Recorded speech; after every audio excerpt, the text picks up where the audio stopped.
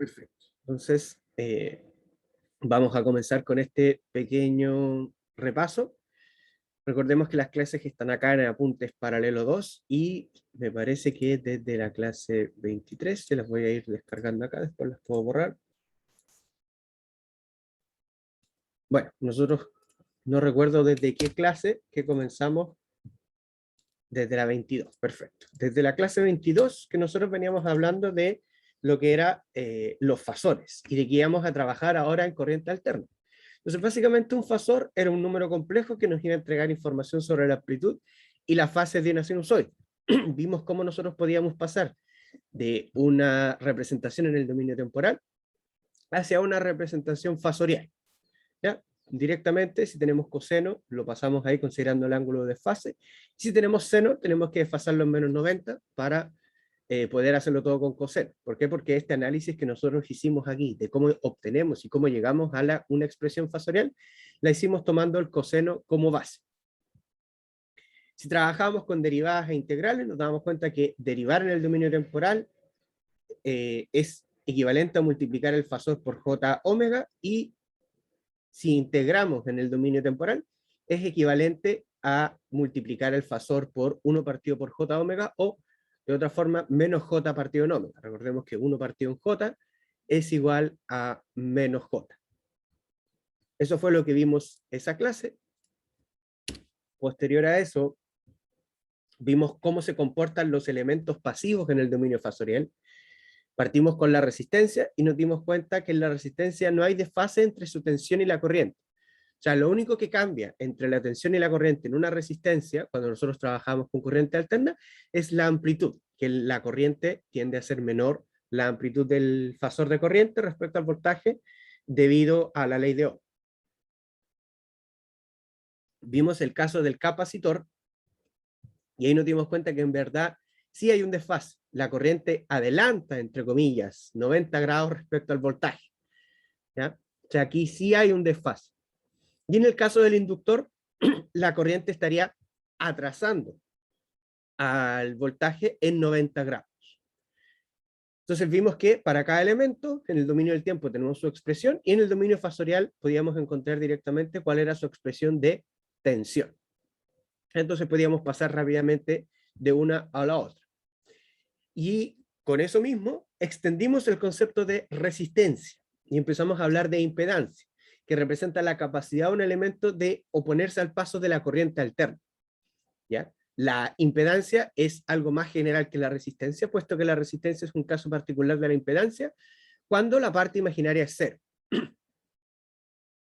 Entonces, como decía aquí, cuando hablamos de resistencia hablamos de un número real. La impedancia es un número complejo, donde también se cumple la ley de Ohm. O sea, voltaje partido por corriente, ambos fasores es igual a la impedancia, voltaje es igual a la impedancia por la corriente, o la corriente es igual al voltaje dividido por la impedancia. En el caso del resistor, su impedancia es igual al valor del resistor. En el caso del capacitor, su impedancia es igual a menos J partido por omega C. Y en el caso del inductor, su impedancia es J omega L. Entonces, y como Z es un número complejo, nosotros podemos hacer cualquier combinación. ¿Qué nos habla un poco esto del resistor, capacitor e inductor? Los resistores aportan la parte real de la impedancia, y los capacitores e inductores aportan la parte imaginaria. Además, la reactancia que va a tener el capacitor o el inductor va a depender de la frecuencia con la que estemos trabajando. O sea, si nosotros estamos trabajando con una frecuencia muy grande, obviamente que la reactancia del capacitor, si ustedes observan, va a ser muy pequeña, porque la frecuencia está abajo, está en el denominador. Sin embargo, en el inductor, la reactancia va a ser muy grande. Entonces, depende directamente de la frecuencia. De ahí también sacamos que algunos ejercicios, cuando teníamos fuentes a frecuencias distintas, teníamos que trabajar con el método de superposición. Y las impedancias nosotros las podíamos combinar, y se combinaban tal cual habíamos visto anteriormente las resistencias. O sea, en serie se suman directo, en paralelo tenemos que aplicar esta fórmula. Y yo puedo directamente llegar a una impedancia equivalente. ¿Ya? Aquí vimos algunos ejemplos de cómo podemos llegar a diferentes impedancias equivalentes. ¿Qué es lo que vimos después? Después de eso, estuvimos haciendo algunos ejercicios en el dominio fasorial. Estuvimos pasando directamente los valores que nos daban acá al dominio fasorial. Fea que tengo la letra, no deja de sorprenderme.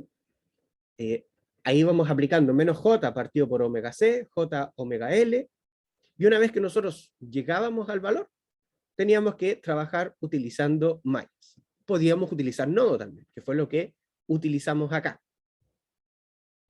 Entonces podíamos encontrar el valor de un voltaje y de una corriente en el dominio fasorial, aplicando los mismos métodos que habíamos visto anteriormente, con la salvedad de que ahora vamos a trabajar con números complejos. Pero vimos que la calculadora que nosotros tenemos, de ahí la voy a mostrar, pero que está en el aula, y probablemente la calculadora, si ustedes tienen alguna programable, tipo TI o algo, también pueda funcionar sin ningún problema. Entonces, nuevamente, se pueden usar ambos métodos, y con ambos métodos tengo que llegar a los mismos resultados, que es lo que obtuvimos acá. Luego, en la clase 25, seguimos trabajando con algunos ejercicios. Y aquí ya le agregamos el último factor, que es cuando nosotros nos piden encontrar el valor de b sub 0, muchas veces nos piden este valor en el dominio del tiempo. Entonces, cuando yo llego al fasor, ese fasor lo tengo que pasar al dominio temporal, porque aquí tengo su amplitud, aquí tengo su desfase, y su frecuencia ya me la habían dado acá. En este caso sería omega igual a 2 radianes partido por segundo. Y eso lo puedo hacer usando el método de nodos o usando el método de mallas. Aquí volvimos a hacer otro ejercicio para poder dejar todo eso muy claro. Finalmente, la clase 26. Vimos cómo trabajar con el método de superposición, que habíamos visto originalmente cuando nosotros teníamos corriente continua, pero no le habíamos dado tanto énfasis, puesto que en ese caso no se le ve muy claramente la ventaja respecto a los otros métodos. De hecho, puede terminar siendo un poco tedioso porque tenemos que resolver más de un circuito. Ya puede ser que no sea tan tedioso como uno cree, pero no representa una mayor ventaja respecto a cualquier otro método. Sin embargo, en este caso, no es que represente una ventaja, es que se vuelve un imperativo. Porque al momento, si yo quiero aplicar método de nodos o método de mallas directo en este circuito, tengo fuentes que están a diferentes frecuencias. Como tengo fuentes que están a diferentes frecuencias, no sé cuál va a ser el valor de la reactancia.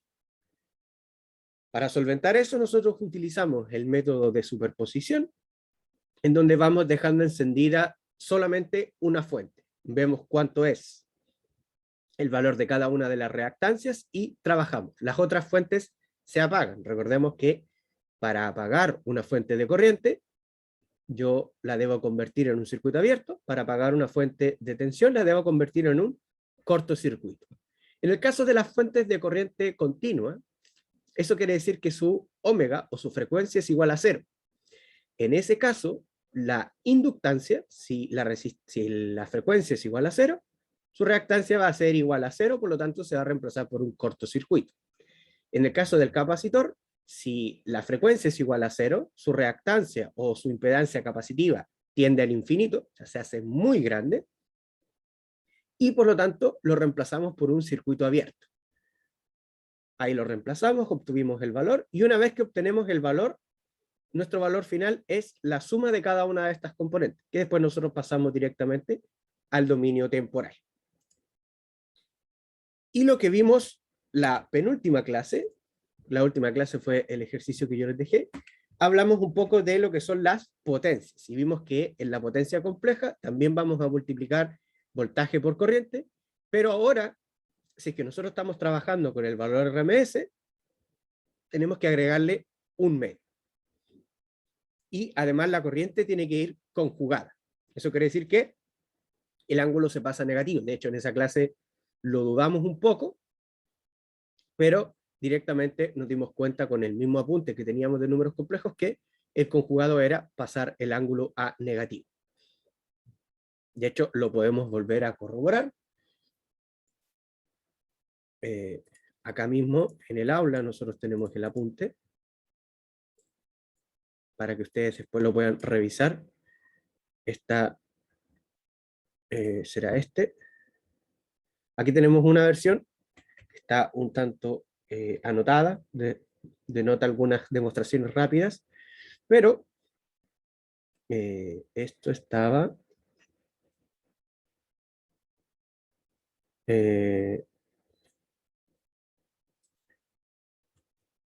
¿dónde está?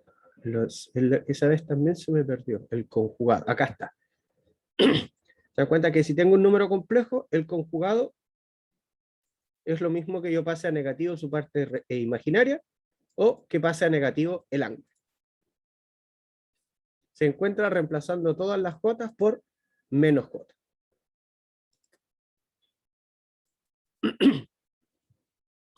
Y en base a eso mismo, calculamos cuál es la potencia que disipa una resistencia, un capacitor y un inductor, considerando que ahora, cuando yo multiplico voltaje por corriente, ambos fasores, voy a obtener un número complejo que se llama potencia aparente, que se define con un S. La potencia compleja es el fasor de S, su magnitud es la potencia aparente. ¿Ya? Y hay un juego de palabras que hay que tener bien claro. Entonces, S es potencia compleja, la parte real de S es la potencia real o activa, nosotros la medimos en watt, la potencia compleja se mide en volt-ampere, y la parte imaginaria es la potencia reactiva, que nosotros la medimos en volt-ampere reactiva. Y vimos que las resistencias solo disipan potencia real y que los capacitores e inductores solo disipan potencia reactiva.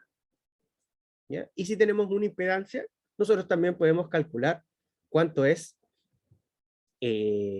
su potencia aparente, o sea, su magnitud, multiplicando directamente los valores. Y lo último que mencionamos fue el factor de potencia, que es una medida adimensional que me refleja qué tanta potencia activa se está utilizando respecto a la potencia reactiva. ¿Ya? Se define como la potencia real dividido por la magnitud de la potencia compleja, o sea, dividido por la potencia aparente, y el factor de potencia se mueve entre un rango de 1, el valor ideal, y 0, el valor, no sé si la palabra sea nefasto, pero es el valor menos recomendado. También podemos ver el factor de potencia como el coseno del ángulo de la impedancia de carga. O sea, yo tengo una red eléctrica, yo conecto una carga, esa carga va a tener un voltaje, una corriente, el coseno del ángulo de la impedancia de carga es eso mismo. Aquí se ve como el voltaje menos la corriente, pero que sería al fin y al cabo el ángulo de la impedancia de carga. Y yo les había dejado un ejercicio, por si ustedes querían resolverlo. Lo ideal es que retomemos desde este mismo punto y resolvamos este mismo ejercicio. Chiquillos, con respecto a este breve resumen que les acabo de hacer, ¿hay alguna duda? ¿Hay algo que quizás no haya quedado tan claro antes de continuar?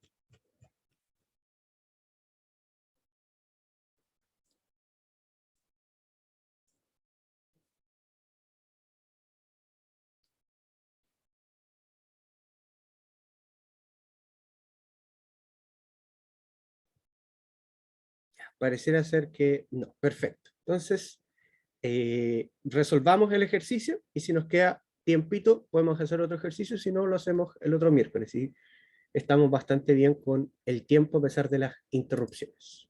Entonces voy a cerrar todas estas ventanas y voy a, para el circuito de la figura, para el circuito de la figura, voy a dibujar al tiro de la figura, aunque quizás podría ser no necesario dibujar. Calcule las potencias disipadas. Potencias disipadas. Disipadas por los elementos pasivos. Pasivos. Y luego las potencias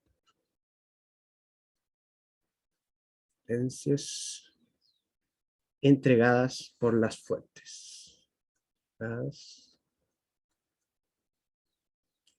Por las fuentes. Y el circuito era lo siguiente. Tenemos acá una fuente de tensión, 20, ángulo de 30 volt, una resistencia, un motor,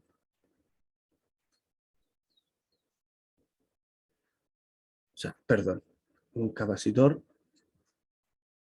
otra resistencia, y aquí teníamos una fuente. Fuente de corriente hacia acá, y que era 4 ángulo de 0. 2 ohm, menos 2J, 4 ohm, 4J ohm, y 3 ohm. Vamos a resolverlo por mallas, y si nos da el tiempo también podríamos resolverlo por no. Entonces, aplicando método de mallas. Método de mallas. Vamos a tener entonces nuestra malla I1, nuestra malla I2 y nuestra malla I3. No tenemos ninguna variable en particular en este circuito que debamos expresar en función de las corrientes de malla, por lo que nos podemos saltar directamente esa parte. Para optimizar el espacio, yo voy a partir desde acá. Entonces vamos a tener la primera ecuación, I sub 1, que va a ser menos 20, ángulo de 30, más 2I1, menos 2J, factor de I1 menos I2, más 4, factor de I1 menos I2, y eso sería igual a 0. Eso sería nuestra primera ecuación. La vamos a ordenar un poco.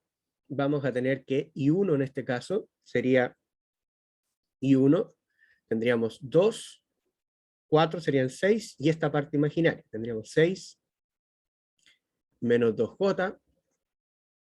Luego para el caso de I2, tendríamos más I2, tendríamos en este caso menos 4, y sería más 2J. Porque ese menos con ese menos me queda positivo. Y eso sería igual a 20 ángulo de 30. Y esta sería mi primera ecuación. Para el caso de I2, vamos a tener 4, factor de I2 menos I1, menos 2J, factor de I2 menos I1 también, más 4J de I2, más 3, factor de I2 menos I3, y esto sería igual a 0. Volvemos a ordenar. Nos fijamos en que I1 tiene 4, tiene menos 2J y nada más. Entonces nos quedaría I1, factor de menos 4, más 2J. Luego tendríamos I2, en donde tendríamos 4, menos 2J, más 4J y 3. Ya nos queda factor de 7 más 2J. 4 más 3 nos daría 7, y el menos 2J más el 4J que está acá nos quedaría más 2J, y luego tendríamos I3, que sería factor de menos 3, y eso nos quedaría igual a 0. Y ahí tendríamos directamente la segunda ecuación. Y la última ecuación, I sub 3, es un caso particular en donde tenemos una fuente de corriente que está conectada en una sola malla. Por lo tanto, el valor de esa malla, de la corriente de malla, me quedaría igual al valor de la fuente, ángulo de 0. Y esta sería mi tercera ecuación. O sea, no tuve la necesidad de plantear ninguna ecuación adicional. Solamente me queda ahora ordenar estas ecuaciones para poder encontrar cuánto es el valor de cada una. Acá tengo dos opciones. Este y sub 3 yo lo podría reemplazar directamente acá para de esa forma poder resolver una ecuación con solamente dos incógnitas, o podría tirar las tres ecuaciones a la calculadora. Podríamos la ecuación 3 reemplazarla en 2 y nos quedaría entonces la primera ecuación, que sería I1, 6 menos 2J, más I2, menos 4, más 2J, más, sería, perdón, ahí es igual, 20 ángulo de 30. Este sería siendo mi ecuación 1. Y la ecuación 2, en este caso, ahora quedaría, que es esta que está acá, quedaría I1, ahora factor de menos 4 más 2J, más I2, que sería 7 más 2J, pero ahora voy a reemplazar directamente I3. I3 es 4, aquí estaría multiplicado por menos 3, o sea, me quedaría 4, 12. Me quedaría como negativo, va a pasar hacia el otro lado como positivo. Me queda 12 ángulo de 0. Y ahí tendría mi sistema de ecuaciones. Mientras yo voy a buscar el enlace de la calculadora. ¿Hay alguna duda hasta aquí, chiquillos?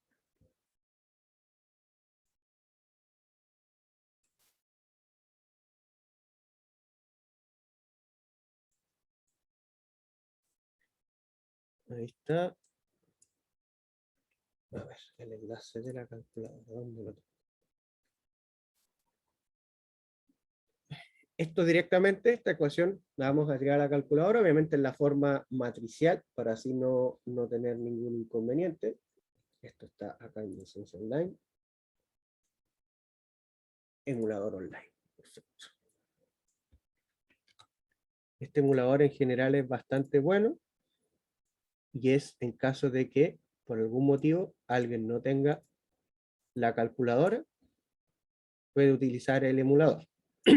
Y como se ve, es bastante directo. Entonces, lo que tendríamos que hacer es esta, que es una matriz. Recordemos la matriz de los coeficientes a la menos 1 multiplicada por la matriz que se forma con los números a los que está igualada la expresión, me va a dar igual a los valores. Entonces generamos nuestra matriz, donde el primero sería 6 menos 2J, siempre se me van perdiendo los numeritos acá, ahora se me perdió el imaginario, eventualmente lo voy a encontrar.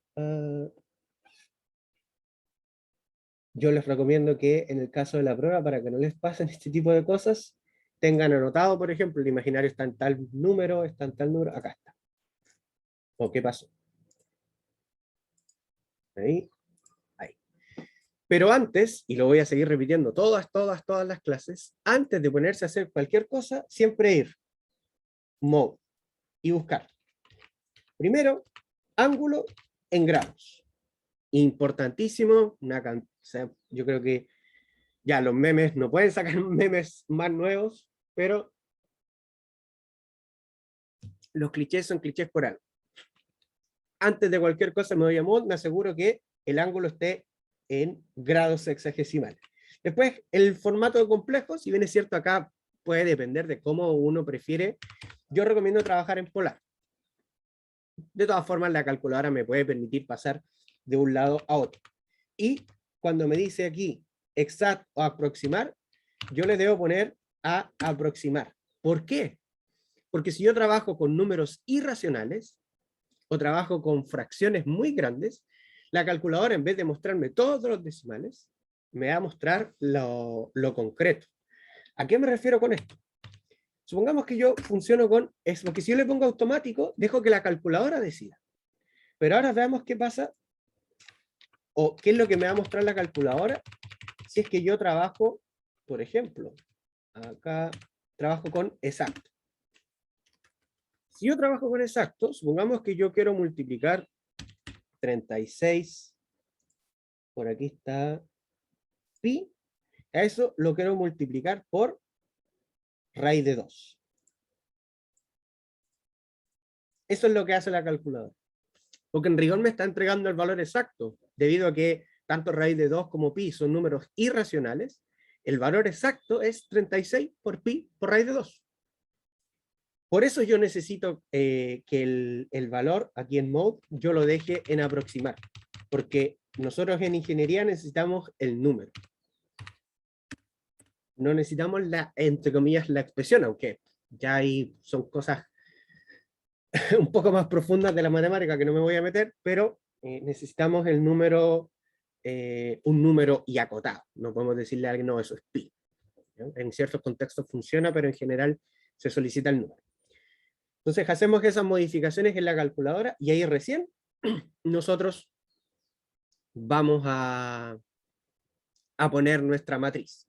Entonces comenzamos con nuestra matriz, sería 6 menos 2. Y recordemos, con la coma avanzo a la derecha y sería menos 4 más 2 y ahí ya no tengo que avanzar a la derecha, tengo que avanzar hacia abajo. Para avanzar hacia abajo, punto y coma. Y ahí avanzo a la siguiente fila y comienzo también de izquierda a derecha. Luego sería también menos 4 más 2i, lo mismo, coma, 7 más 2i. Termina nuestra matriz, cerramos la matriz, y recordemos que tenemos que elevarla a menos 1. Y eso lo debemos multiplicar por la matriz de estos coeficientes. Importante que cuando yo voy a poner un número en su formato magnitud-ángulo, tengo que ponerlo entre paréntesis, porque si no me va a tirar un error de sintaxis. Entonces esto sería 20, ángulo de 30, cierro paréntesis, bajo un escalón, 12, ángulo de 0, cierro paréntesis, cierro matriz y multiplico. Como les comentaba, la ventaja es que aquí nos muestra directamente cuál fue la operación que nosotros hicimos.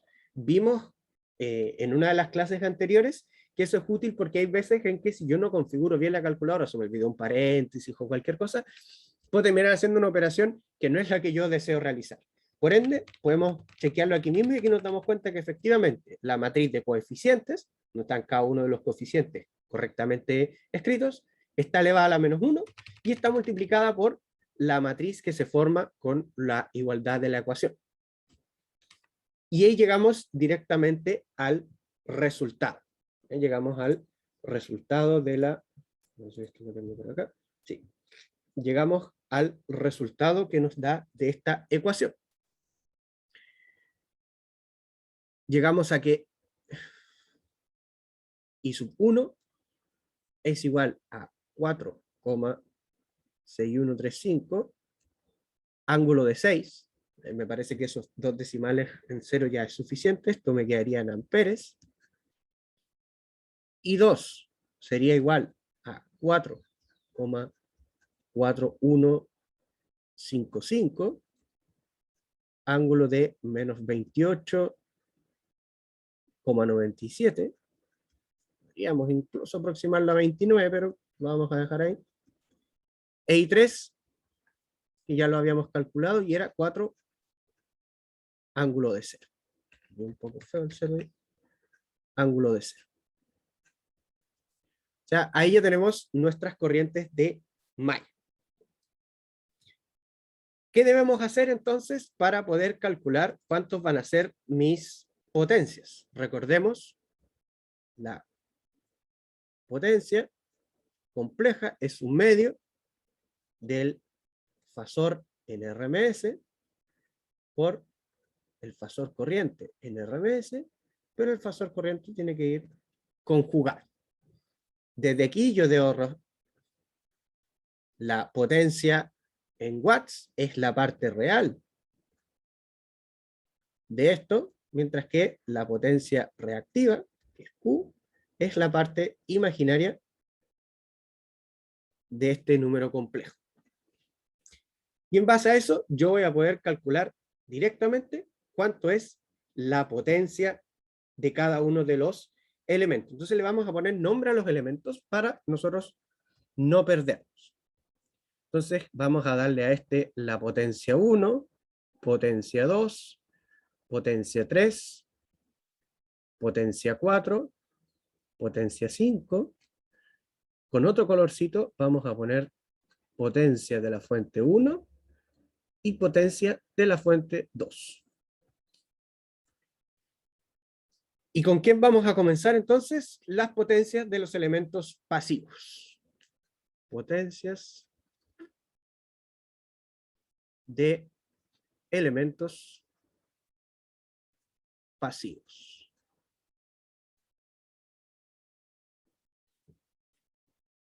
Partimos entonces con la potencia P1.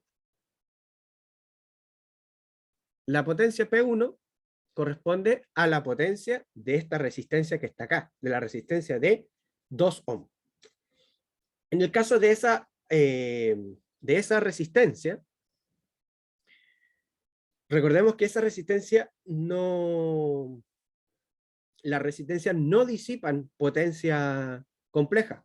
Por lo tanto, vamos a tener que calcular su potencia, porque su potencia compleja es igual a 0 volt/ampere reactivo. En base al análisis que hicimos en la clase subanterior, hace 2 clases atrás, la potencia reactiva que disipan todas las resistencias es 0, o sea, en el caso de P3 y P5, la potencia reactiva también es 0. Y para la potencia, nosotros podemos decir que va a ser la parte real de 2 multiplicado por la corriente al cuadrado, el módulo de la corriente al cuadrado. La corriente que está circulando por esta resistencia sería igual a I1. Por lo tanto, esto va a ser igual a la parte real de 2 multiplicado por el módulo de I1 y esto al cuadrado. ¿Por qué? Recordemos lo siguiente. Nosotros podemos tener que en las impedancias, la potencia de una impedancia también la podemos denotar usando la ley de Ohm. Esto debería ser voltaje por corriente, también puede ser voltaje al cuadrado dividido por la impedancia, o puede ser igual a corriente al cuadrado multiplicado por la impedancia. ¿Ya? Esto tendría que estar acá con los módulos. ¿Ok?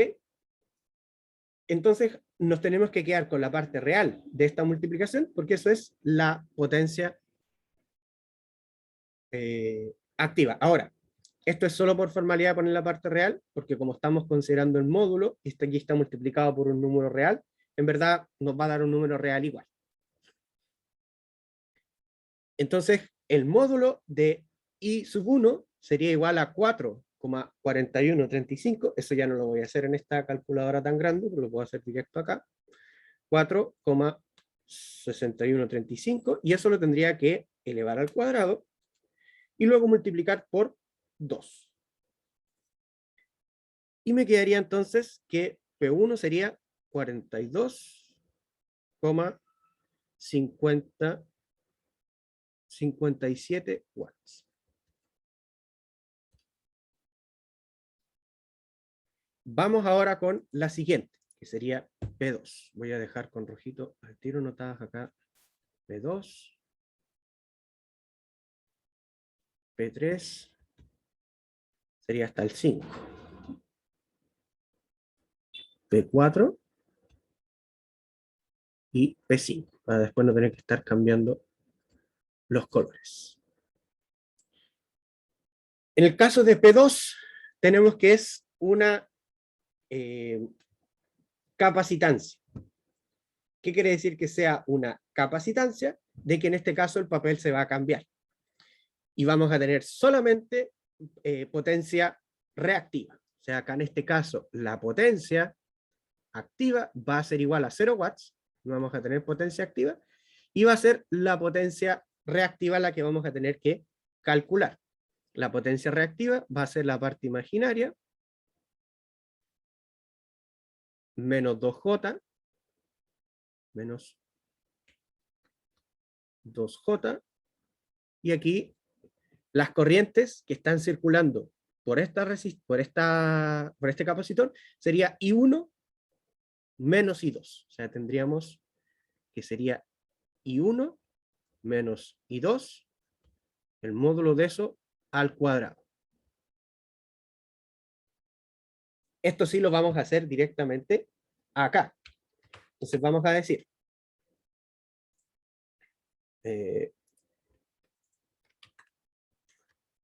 I1, que nosotros lo teníamos acá escrito como 4,6135, con su ángulo, aquí me equivoqué porque este tiene que ser un paréntesis normal, con su ángulo de 6 grados, 6, menos I2, que era 4,4155, con un ángulo de menos 28,97.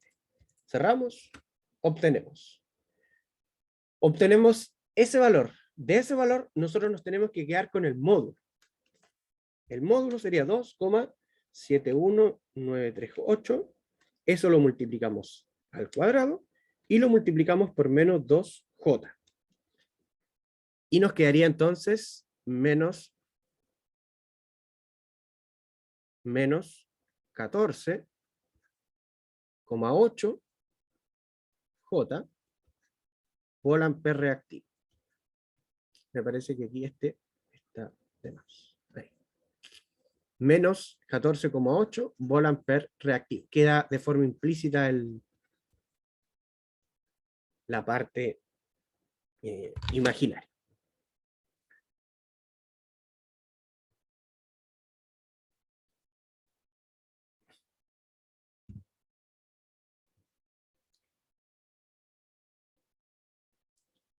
Vamos ahora con la potencia 3, que es de una resistencia. O sea, en este caso vamos a tener que pasar por lo mismo anterior, diciendo que Q va a ser igual a 0 volt ampere reactivo. ¿Ok? Entonces, la potencia, nuevamente, la parte real de, en este caso sería 4, y nuevamente tendríamos que utilizar I1 menos I2, el módulo al cuadrado, puesto que la corriente que estaría circulando por esa resistencia sería I1 menos I2. O sea, utilizamos el mismo valor que nos dio acá, este 2,71938, 2,71938, y eso lo tenemos que multiplicar por 4. Perdón, eso elevarlo al cuadrado y luego multiplicarlo por 4. O sea, lo elevamos al cuadrado y luego lo multiplicamos por 4 y nos da 29,58 watts. Nos faltaría ahora P4, que sería el inductor que está acá. Este inductor no disipa potencia real, solamente disipa potencia reactiva. Y sería la parte imaginaria del valor del inductor, que sería 4J, y la corriente que estaría circulando por ese inductor sería I2, 4J módulo de I2 al cuadrado. El módulo de I2 son 4,4155, eso elevado al cuadrado, y luego multiplicado por 4J, me queda 77,99 volt ampere reactivo. Y la última resistencia sería la resistencia de 3 ohm. Aquí también vamos a disipar solo potencia real, la potencia reactiva me va a quedar 0 volt ampere reactivo. Y la potencia real va a ser la parte real del resistor, que tiene un valor de 3 ohm. Y aquí en este caso sería I3 menos I2, o I2 menos I3. Este sería I2 menos I3. I2 menos I3, y eso al cuadrado. Entonces ahora tenemos que, acá en nuestra calculadora, multiplicar I2 menos, o sea, restar I2 menos I3. Entonces tomamos I2 y le restamos I3, que vimos que era 4, ángulo de 0. Ahí está la resta, nos quedaría 2,143, 2,143. Eso lo elevamos al cuadrado, lo multiplicamos por 3 y nos da 13,78 watts.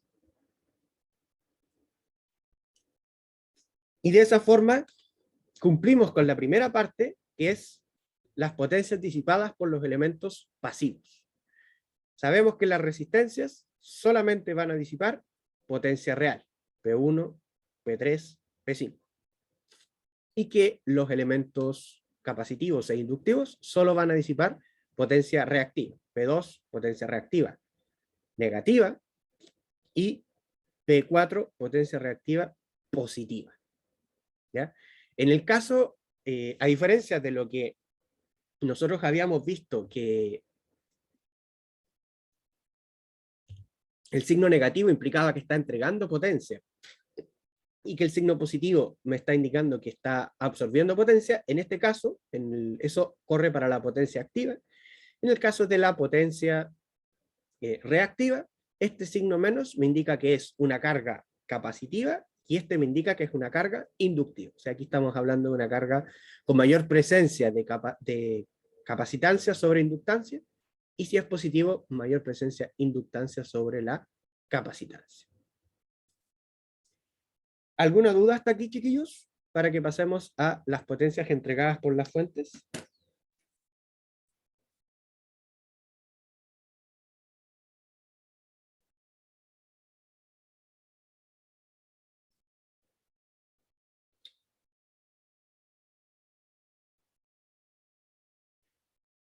Ya. Entonces ahora nos falta lo que nos pide aquí, las potencias entregadas por las fuentes. Potencias de las fuentes. Entonces vamos a partir hablando de esta potencia y luego de esta potencia. Entonces aquí es un poco más complejo. Vamos a ponerle aquí potencia aparente. Potencia aparente. Ahí vamos a calcular solo el módulo. Entonces, partimos con esta, que sería la potencia de la fuente 1. Potencia de la fuente 1. Entonces, ¿cómo la vamos a calcular acá? Primero, en el caso anterior era más sencillo porque nosotros podíamos ocupar esta expresión directamente. Podíamos ocupar esa expresión y ocupando esa expresión, quedándonos con la parte real o la parte imaginaria, nosotros podíamos llegar directamente. O sea, no necesitábamos el voltaje y la corriente, necesitamos al menos una de ellas. Pero cuando hablamos de la fuente, vamos a necesitar sí o sí la tensión y vamos a necesitar la corriente. En este caso, en esta primera fuente, es más sencillo porque en esta primera fuente yo tengo la tensión y tengo la corriente que está circulando por ella también. Por lo tanto, ahí no voy a tener ningún problema. En este caso, recordemos que la potencia aparente va a ser la magnitud del voltaje de la fuente 1 multiplicado por I sub 1 conjugado. ¿Por qué la magnitud? O sea, ¿por qué la magnitud? ¿Y por qué no aparece en un medio? Porque estamos hablando de la potencia aparente, que es solo la magnitud. Si no estuviésemos hablando de la magnitud y estuviésemos hablando de la potencia compleja, ahí tendría que aparecer el 1/2. Entonces, el voltaje de la fuente en este caso son 20 ángulo de 30. Y eso yo lo debo multiplicar por I sub 1, que sería 4,6135, 4,6135. Y aquí debería ir un ángulo de 6, pero como nosotros vimos, acá debería ir un ángulo de menos 6. Y esto en volt-ampere.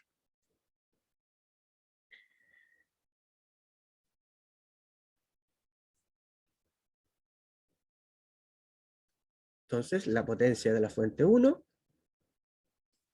la vamos a calcular rápidamente usando esta calculadora.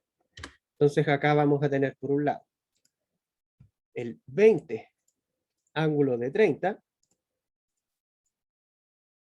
y esto lo vamos a multiplicar por 4,6135, y ahora es un ángulo de menos 6. Cerramos el paréntesis y realizamos la multiplicación. Y nos queda 92,27 ángulo de 24. Pero como yo me tengo que quedar con la magnitud, finalmente la potencia de la fuente 1 me queda 92,27 volt-ampere. Si hubiésemos estado calculando la potencia compleja, aquí habríamos multiplicado estos dos directos con un medio, porque si no nos dicen nada, trabajábamos con el RMS, y nos habríamos quedado con todo esto. Lo vamos a poner aquí como nota. Nota. Para potencia compleja, para S, habríamos multiplicado un medio de el voltaje de la fuente por la corriente de la fuente conjugado. Eso habría implicado que la potencia compleja nos habría quedado esta misma multiplicación, pero acá habríamos tenido que multiplicarlo también por, ¿dónde está la multiplicación acá? Por 0,5. Y eso nos habría quedado 46,135 ángulo de 24 grados. Volt-ampere. De ahí habríamos podido separar cuánto es cada una de ellas.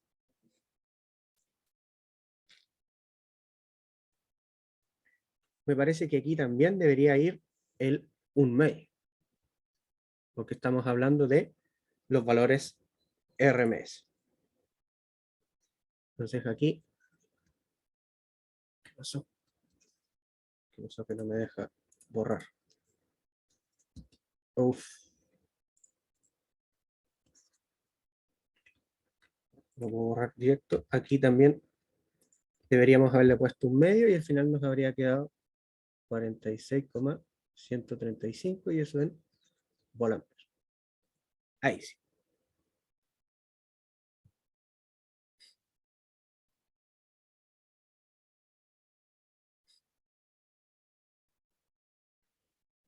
Y nos quedaría calcular solamente la potencia de la fuente 2. La potencia de la fuente 2. Que sería esta que está aquí. Y aquí sí que no tenemos la tensión que hay en esta fuente. Vamos a tener que calcular. ¿Cómo la vamos a tener que calcular? Idealmente uno debería buscar si es que tengo algún elemento en paralelo a la fuente. Que este es el caso. Si no tengo un elemento en paralelo, tendría que calcular los voltajes de cada elemento, hacer una ley de Kirchhoff y calcular la tensión de cada uno de los elementos. En este caso, tengo en paralelo esta resistencia de 3 ohms. Entonces, a partir de la malla I3, a partir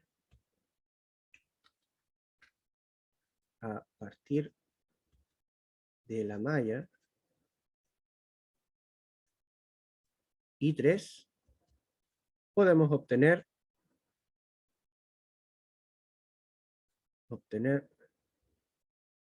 voltaje B sub F2.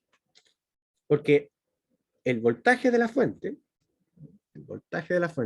Si yo tiro una ley de Kirchhoff ahí, menos el voltaje de la fuente, más 3 veces I3 menos I2, me va a dar igual a 0. Si yo tiro directamente una ley de Kirchhoff de voltaje aquí. Puede ser en esa dirección, puede ser en dirección contraria, pero puede llegar a esa ecuación. Y esto es igual a 0. Esto implica directamente que el voltaje de la fuente 2 es igual a 3 veces I sub 3 menos I sub 2. Si nosotros realizamos eso, lo vamos a hacer acá directo en la calculadora, sería 3 por I sub 3, que sería 4 ángulo de 0. Ups, no anoté el ángulo. Ángulo de 0, menos, sería menos I sub 2. O sea, aquí me va a faltar un paréntesis. Ahí. Menos I sub 2, que sería 4,4155, ángulo de menos 28,97. Ahí tenemos que el resultado nos queda 6,429, ángulo de 86,33 grados. Esto en volt. Con ese voltaje de la fuente, podemos obtener directamente cuánto va a ser entonces la potencia de la fuente 2. Entonces, si queremos obtener la magnitud, sería 1/2 de la magnitud del voltaje de la fuente 2 multiplicado por la corriente 2, esto al cuadrado. O sea, conjugado. Eso es lo mismo que decir 1/2, voltaje de la fuente 2 sería 6,429, ángulo de 86,33 grados, multiplicado por la corriente, que en este caso la corriente sería la misma 4, ángulo de 0, 4, ángulo de 0, y finalmente, si hacemos eso, potencia en la fuente 2, lo podemos hacer acá. Tenemos el voltaje de la fuente, que lo vamos a tomar acá, multiplicado por 4, ángulo de 0, y eso multiplicado por 1/2, finalmente nos va a dar, serían 25,7165, 7165 dividido en 2, 12,8583 volt-ampere. Y ahí habríamos obtenido también cuánto es la potencia de la fuente. Estoy tratando de eliminar esto. Chiquillos, ¿alguna duda? ¿Algo que no haya quedado tan claro?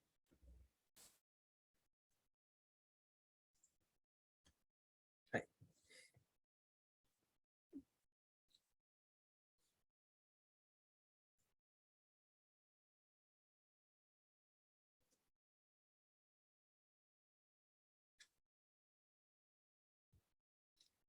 ¿Sí? Entonces, estas son las fórmulas que utilizamos para obtener las potencias. Ya, chiquillos, entonces, si no hay más dudas, quedamos hasta aquí. Este ejercicio que nosotros hicimos ahora es el mismo del video que yo les había subido el viernes pasado, así que el día miércoles vamos a hacer más videos. Esta va a quedar como la clase 29 entonces, o sea 28, prefería hacer el ejercicio mejor, y el miércoles seguimos haciendo más ejercicios, ¿ya? Si no hay más dudas, quedamos hasta acá, chiquillos, que tengan una excelente semana y que estén muy bien. Chao, chao.